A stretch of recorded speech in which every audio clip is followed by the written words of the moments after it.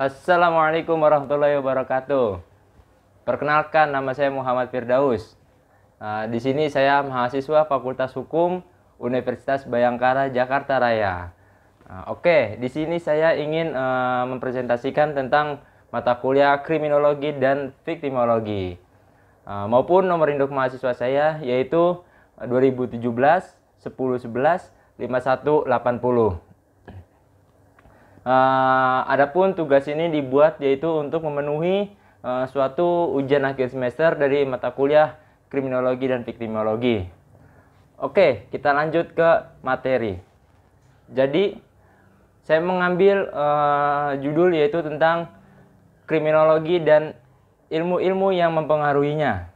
Kriminologi merupakan ilmu yang baru berkembang pada periode 1850.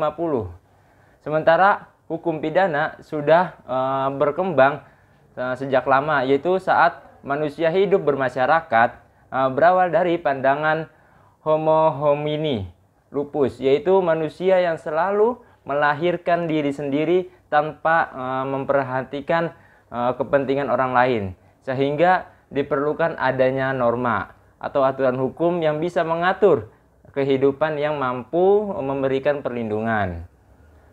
Adapun tujuan dari norma yaitu adalah agar norma itu ditaati, sehingga untuk diperlukan adanya sanksi.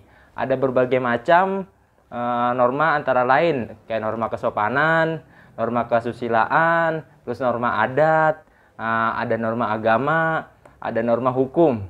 Nah, dalam hukum pidana mengandung norma yang mengandung sanksi yang mengerikan seperti hukuman mati, hukuman seumur hidup, terus yang berupa nestapa dan yang diberikan secara sadar dan sengaja kepada seorang yang telah melanggar norma tersebut.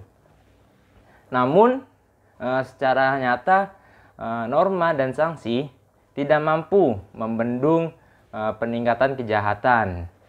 Untuk itu perlu adanya kriminologi. Istilah kriminologi ini disampaikan pertama kali yaitu oleh P.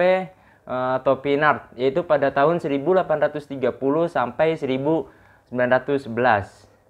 Seorang antropolog Prancis, asal kata crime dan logos, yang secara harfiah bermakna itu ilmu tentang kejahatan. Namun para ahli dalam hal tersebut memberikan pendapat yang berbeda-beda tentang pengertian tersebut. Sebagai contohnya, menurut ahli yang bernama Bonger, beliau mengatakan bahwasannya ilmu pengetahuan yang bertujuan menyelidiki gejala kejahatan seluas-luasnya. Dan menurut ahli yang bernama Sutherland, beliau mengatakan keseluruhan ilmu itu mempengetahuan yang bertalian dengan perbuatan jahat sebagai gejala sosial. Nah, adapun yang ketiga menurut Paul Mudikno Mulyono, beliau mengatakan bahwasannya ilmu pengetahuan yang mempelajari kejahatan sebagai masalah manusia. Oke, maka dari itu ada ilmu kriminologi yang merupakan ilmu pengetahuan yang berdasarkan atas hal-hal yang nyata dan tidak normatif, tetapi objek penyelidikannya adalah kriminalitas yang tidak mungkin ditentukan tanpa ukuran.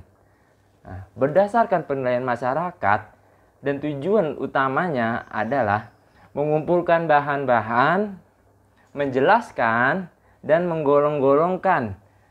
Seperti demikian, contohnya pada perkembangan kriminologi sebagai ilmu pengetahuan juga membutuhkan ilmu-ilmu bantu yang mempunyai hubungan saling menguntungkan. Meskipun dalam perkembangannya kriminologi nampak semakin menjadi ilmu pengetahuan yang berdiri sendiri, tapi ilmu-ilmu bantu ini baik secara tersendiri maupun secara bersama-sama memberikan bantuannya kepada kriminologi tanpa mengurangi peranan kriminologi tersebut itu sendiri. Seperti salah satunya yaitu ilmu bantunya itu antara lain seperti ilmu hukum, ilmu sosiologi, ilmu psikologi, ilmu antropologi, ilmu kedokteran, terus ada ilmu biologi, dan sejarah, psikiatri, dan ekonomi tersebut dan lain-lainnya. Nah, tapi dalam hal ini ada beberapa ilmu yang merupakan sangat penting bagi ilmu bantu bagi kriminologi tersebut.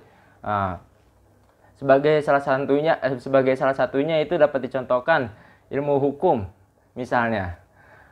Ilmu hukum ini dia berperan membantu kriminologi dalam hal menentukan kriteria suatu perbuatan secara yuridis yang dianggap sebagai perbuatan jahat atau kejahatan. Demikian juga perbuatan apa sih yang tergolong sebagai kejahatan. Nah, ilmu hukum ini yang menentukan yang dapat membantu kriminologi tersebut. Ataupun penetapan sesuatu perbuatan sebagai kejahatan sehingga merupakan perbuatan yang melanggar hukum. Nah, itu baru satu contohnya, itu ilmu hukum. Adapun yang kedua yaitu sosiologi. Nah, ilmu sosiologi ini dia membantu kriminologi dalam hal menjelaskan kejahatan sebagai gejala sosial. Kejahatan dipengaruhi oleh tingkat kedudukan atau jabatan seorang dalam masyarakat. Nah, dalam hal tersebut dipengaruhi oleh tingkat kedudukannya. Jadi sosiologi inilah nih yang menilai kira-kira orang tersebut melakukan kejahatan ini karena apa? Apakah karena pengaruh tingkat kedudukannya dalam lingkungan masyarakat, jabatannya, atau apa? Nah, ilmu sosiologi inilah yang membantu kriminologi tersebut. Nah, yang ketiga itu ilmu psikologi. Nah, ilmu psikologi ini dia membantu kriminologi dalam menjelaskan kejahatan tersebut dilakukan oleh pelaku karena kejiwaannya. Jadi orang tersebut melakukan kejahatan berdasarkan apa? Apakah emang karena gangguan kejiwaan atau karena apa? Nah, pakar-pakar atau tokoh-tokoh dalam hal psikologi inilah yang membantu kriminologi tersebut. Yang keempat yaitu ekonomi.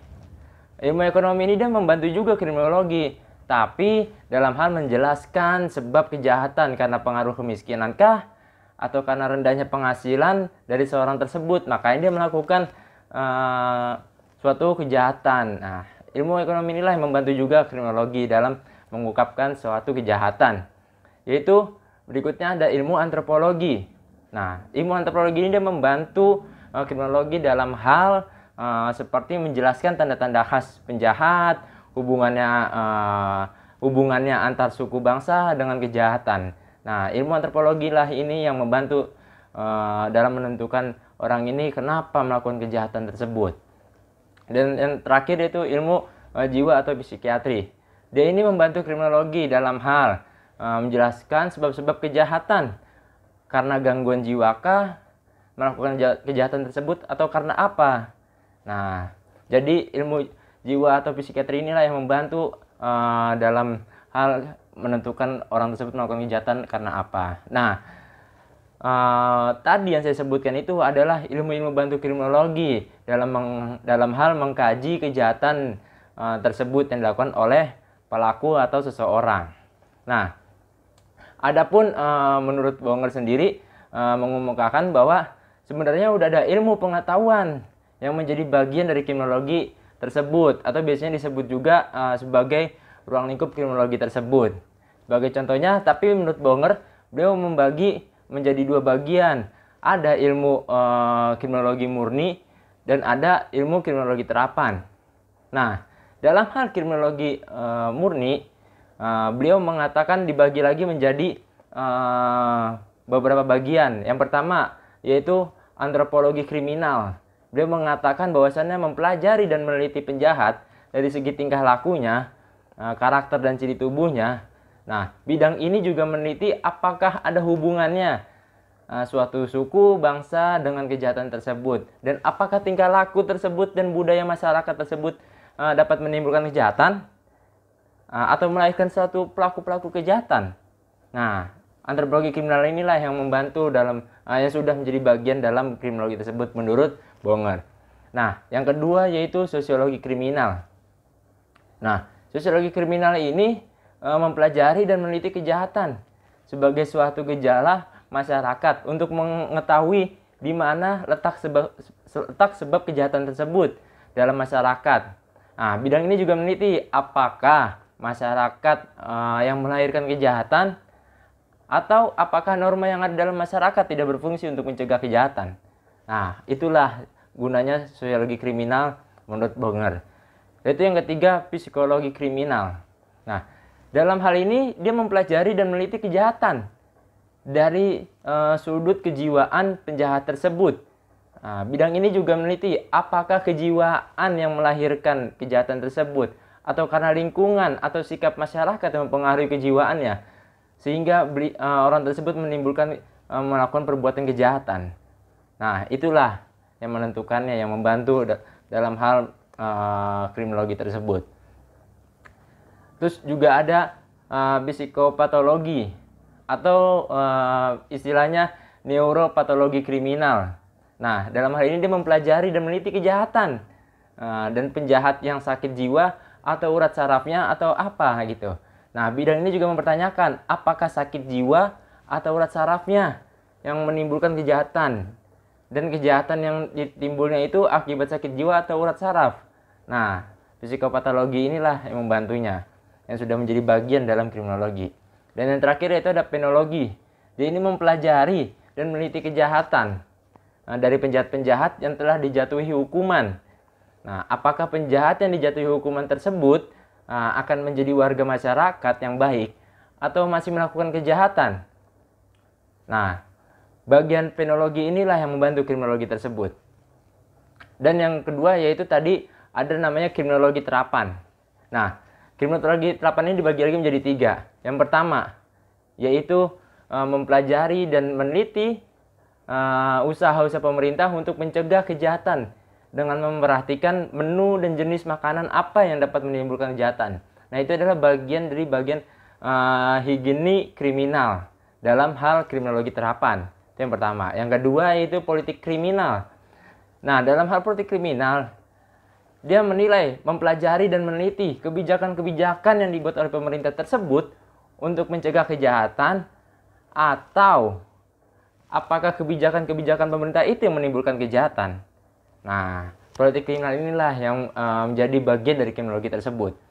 Yang terakhir yaitu kriminalistik. Dalam kriminalistik ini dia mempelajari dan meneliti teknik pengungkapan kejahatan seperti identifikasi, daktiloskopi, terus alat mengetes golongan darah, balistikum, terus taksiologi dan lain-lainnya. Nah, itulah 3 poin tersebut yang menjadi kriminologi terapan.